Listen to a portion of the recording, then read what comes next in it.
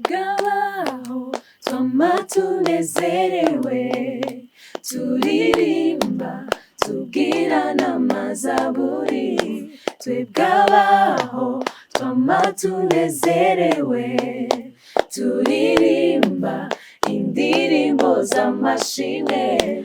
Hello abakunzi ba Open Mic, turabaramukije. Uyu munsi nije dukorana ikiganiro, nitwa Flora. Patrick ari kunayafatiriwe.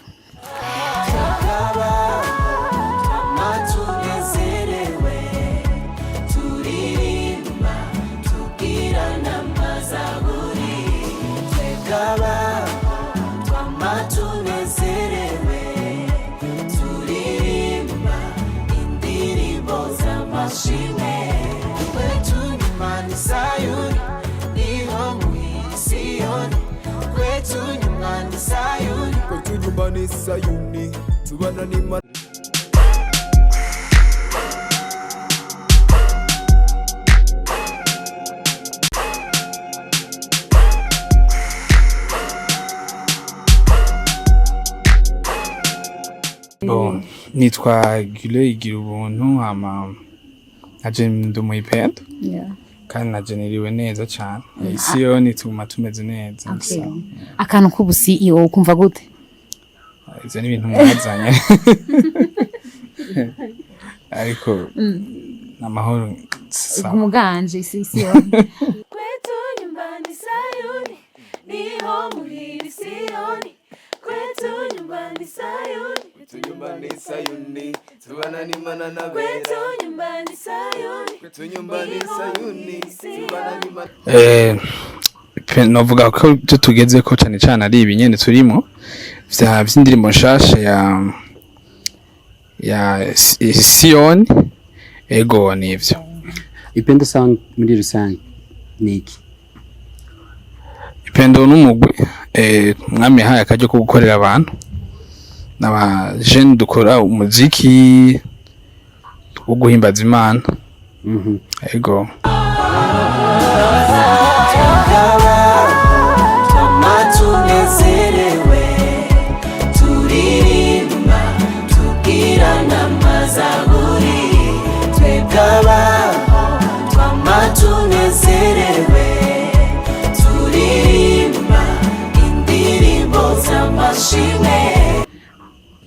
Okay, muri Ipendo Sound ndumuririmbyi.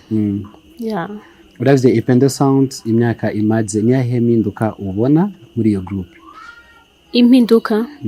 Bon, Ipendo Sound je twaratanguranye, ndashobora kubona ko hari iterambere ridasanzwe. So uko twatanguye siko tukimeze, tuguma dutera imbere. Yeah. Fofo? Expression kugira muyumvire title canke kwandika muwa murihe biba bimeze gute? Kenshi tuba turi hamwe nka team, ugasanga tuko turapartaja nk'ijambo kanaka, umurongozi wacu arazana nka theme, hama iyo theme tumaze kuyisangira twisunze ivyanditswe ijambo ry'Imana, hama tukaronkeramwo ama inspiration mudiho vyose. Ego inspiration yacu nuvuga ngo ni ijambo ry'Imana en fait. Ego. kwetu nyumbani Sayuni.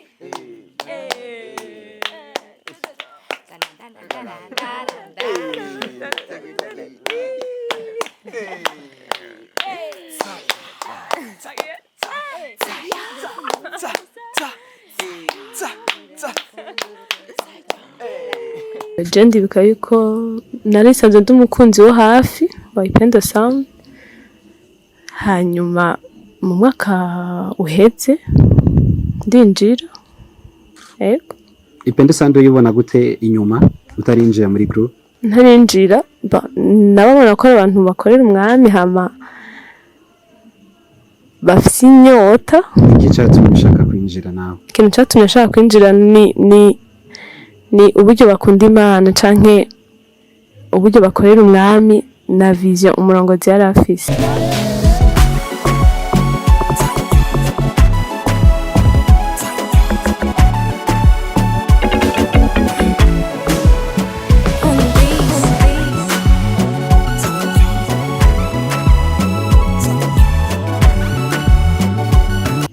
sinaje muri ipenda ahubwo ndi mu bayitanguje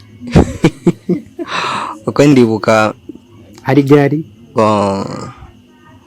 nibaza ko hari muri 2020 kubera ko bari bangahe ubwa mbere yabimbwiye yari kubera ko uyu yari umugenzi kuva kera bivuga ko twari muri etablissement muri ETS yarasanzwe ari muri D nanje nkabandi mu pianiste urumva iyo contact twari dusanzwe twifitani hanyuma niho mu nyuma arambwira igicapa afise hanyuma numva ni cyiza warumva ko bishobora gukunda canke kwa ko twari dusanzwe dukorana nari nsanzwe nzi umutima wiwe mba twakoranye ibintu byinshi antanke ndumu pianiste wiwe niki wamwigiye ko byinshi cyane guca bugufi ari serie gose ikintu nimba vuze gutugikore gukara sinavuga ko akaze cyane mugabo iyo aguhereje ikintu igicapo ciwe hama ntugitawe nkuko agishaka arakwereka ko adakaze mugabo agakara hanyuma haciye akanya kacagira ngo ati c'est bon ibisanzwe je sinkaze ibintu nk'ivyo kandi kuri uyu musozi aho uvuga ngo ndakwaye twamara itoto ngarukaza kuvukira zayo gereye umusozi w'Imana thousands and thousands of angels together. Turangije dushimira abantu badushigikiye kugira ngo iki gikorwa kibe kiri hano kimeze neza. Abantu ba mbere nshimiye ni n'umugwi Upendo Sound, yaba bari ngaha mu Burundi, abatari ngaha mu Burundi, abari muri team management, abari muri team ya donc ibintu byose kugira ngo bikorana kugira ngo dukore ikintu ciza nk'iki. Ndashimiye pasteur wanje yadufashije kugira ngo turonke ijya message nk'ijya intumwa Apotre Ferdinand Blight.